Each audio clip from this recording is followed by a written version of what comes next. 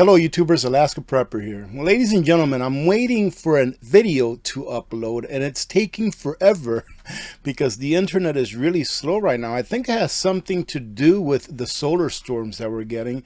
So I come across an article that's actually a few months old, goes all the way back to January. But let me tell you what, reading it really ticked me off, so I thought I'd share it with you and try to express to you how I feel that this is just pure propaganda to make the American people think that it is the fault of we the people that most Americans are broke. Hard-working Americans that go to work every day, that keep the country running, are broke. They can't even afford a $1,000 emergency. But it's your fault, ladies and gentlemen, because you don't like to save. Please excuse Poppy and Big Red out there, ladies and gentlemen. They're just trying to let us know that they're still here. In all reality, ladies and gentlemen, this 44% number, I'm surprised is not a lot higher.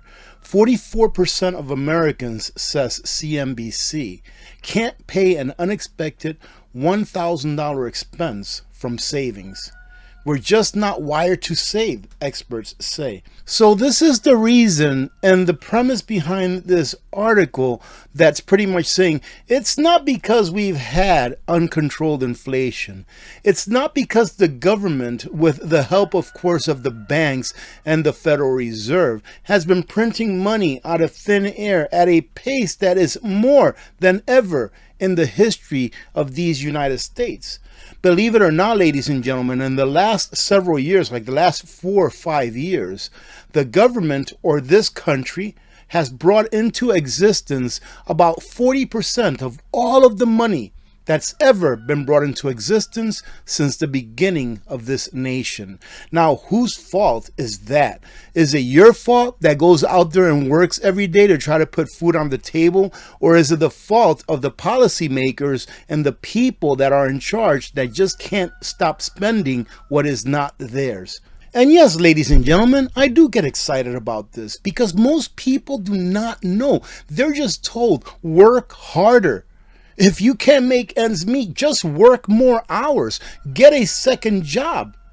That's what we're told to do, right? But we're not told why it is that our dollars are worth so much less today than they were just a few years ago. We're not told that. Just go and work harder, you slave. When faced with an unexpected $1,000 expense, more than 1/3 of Americans, almost half, would borrow the money, according to a new bank rate survey. Remember that the premise of this article is to make you think, ladies and gentlemen, that it's your fault, but it's not. I would say the majority of people in the United States of America are hardworking individuals who just want to be left alone by the government and to not have their wealth stripped from them on a daily basis, as it's been happening pretty much since the inception of the Federal Reserve.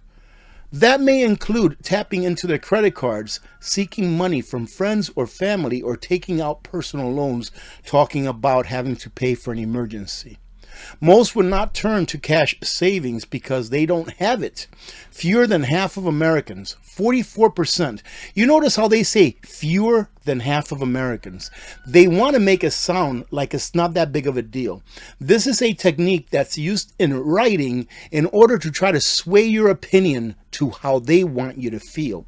So let me go ahead and put this same statement here in a different way, like if I wanted to make you feel like it was an outrage, which in a way it is. So instead of saying fewer than half of Americans, I could say almost half of the 330 million Americans, ladies and gentlemen. That's almost 170 million Americans that cannot afford a $1,000 emergency. But here they say fewer than half. Only 44%, it's not that much, say that they can't afford to pay $1,000 emergency expense from their savings, according to bank rate. Now, I'm not trying to teach you an English class. I learned this in English. I told you all, I have a 2-year college degree, an associate's degree in general education. So I went to high school, in my opinion, for an additional 2 years and paid for it, right? But these are the kinds of things that they taught me there in the classes that I took. That's why I say that those 2 years of college, even though it was just a general education, it's served me well. Because the classes I took were actual classes that we need in order to live in this world. Writing, math, reading, composition, a little bit of science, which I don't like very much. Anyways, I digress. And that 44% is up 1% from 43% in 2023. But when you think about a 1% hike, that is a huge number when you're talking about a country with 300 plus million people. And this statement here says it all. We are just not wired to save, says Mr. Krantz, a certified financial planner and expert in financial psychology and behavior finance.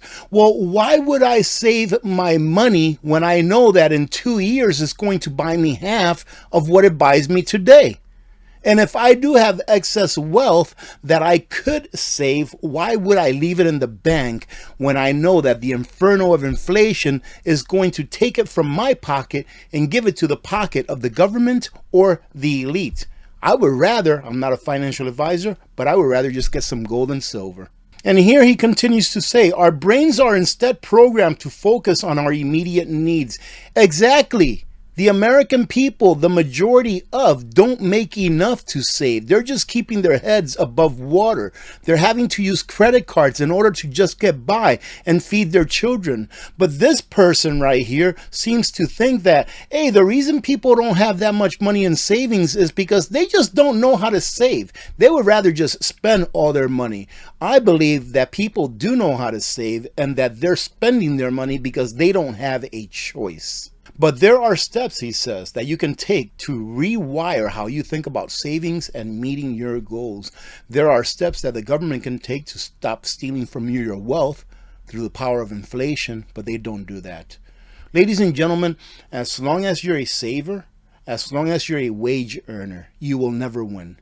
If you're working a job where you are a wage earner, all right, and you are a saver, meaning that you just take fiat currency, whatever's left over, and you save it, you're never going to win. You will always be a wage slave. You will always be putting your fate on the government's ability to spend responsibly. And as you can see, they've shown that they can't do that. Not during good times and definitely not during bad times. Now, there's a bit more to this article. If you would like to read it, revisit this article, I will leave the link on a pinned comment so that you can take a look at it. The rest of it, in my opinion, is just more garbage, but at least they did insert a little bit of truth into this article. In my opinion, that is, ladies and gentlemen. This is all my opinion. Remember that. Why Americans are prone to financial fragility. Almost 2/3 of respondents, 63%, say high inflation has left less room to save for emergencies. Meanwhile, just 19% say they are saving more because of high interest rates. That is a very lucky 19%. But in my opinion, again, I'll say this, they are making a big mistake by saving at 5% interest if they put it in a CD, where do you really believe that inflation is only 3.5 or 4%, whatever it is that they're saying? You can go ahead and either double whatever number they're giving you or put a 1 in front of it. And that's what inflation really is, ladies and gentlemen. There is a persistent fragility in American society, said Mark Hamrick, senior economist at Bankrate. There's more financial fragility out there than I think is widely understood, he said. And I have to say that I agree with Ford. I always forget his first name, the guy that did the automobile, right? I have to say that I agree with him when he stated that if the American people, I'm paraphrasing now, knew how the banking system worked, that there would be a revolution in the morning. And why is that? I'll tell you exactly why that is, ladies and gentlemen. Because nobody likes to be stolen from. Nobody likes to be robbed. And that is what happens to every single person that holds a Federal Reserve note every single day.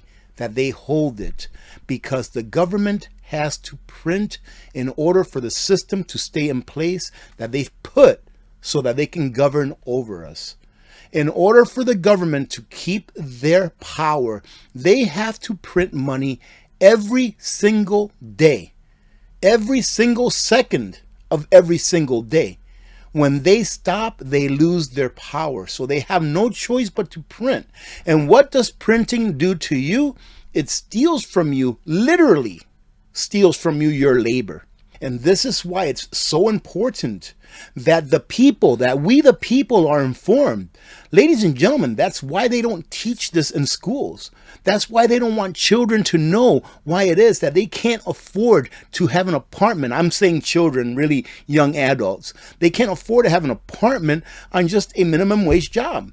I saw a video or a short of some young person. He was a young adult, probably in his 20s, and he was saying, I'm making 4 times the minimum wage, the federal minimum wage, which I think is like $7.25. So he was making 29 bucks an hour, and he can't afford to live in the city that he lives in. Why is that? I'll let you answer that question. I've already answered it a few times, but I want to thank you very much. If you are still here after all that ranting, you are awesome. So thank you very much for all of your support. God bless every one of you. God bless America. I'm Alaska Prepper. I'm out.